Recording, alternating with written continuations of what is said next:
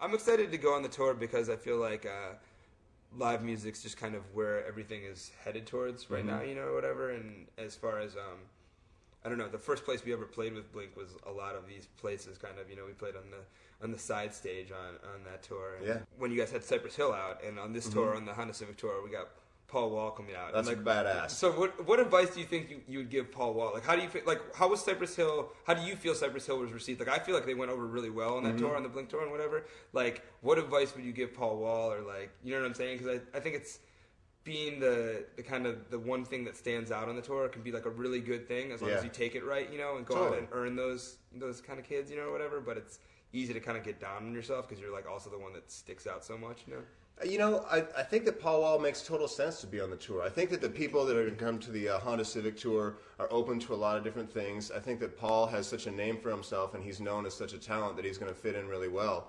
I mean, we're obviously really good friends with him, and I think that he's going to go over real well. I mean, my advice to Paul is just to have a great time because, I don't know, I'm looking forward to it. I think it's going to be a fun summer. I think that we're already friends with pretty much all the bands that are going out. Obviously I know Gabe from touring with him back in the day. I know you guys. We know Paul. I don't really know the Academy is very well, but I'm looking forward to hanging out with those guys and see what they're all about. But I don't know. I have a feeling that it's just going to be a fun summer, like, friends touring, hanging out. Is Travis going to play drum solo? He hasn't committed to it, but I might just have to call him out.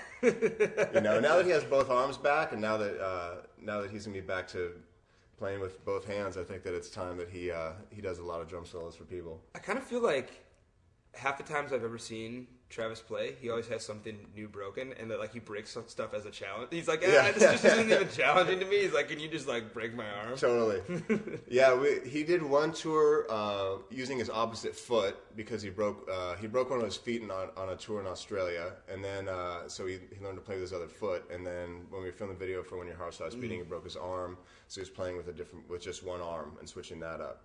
So he's doing like snare rolls and stuff, like crazy stuff. Yeah, what he did was he had when he was playing with one arm, he had his regular snare in front of him, and then he had a kick pedal over here that had a snare sample, and then a pad over here, so he could actually do these rolls using his foot and one hand. It's pretty rad. So insane. Yeah, that's crazy. I saw videos of it on YouTube. Yeah, he's the most talented drummer I've ever seen play. Absolutely insane. Well, hopefully people will come out to the Honda Civic Tour, and maybe we can do the Hello, My Name is Mark podcast. Absolutely. Excellent. Cool.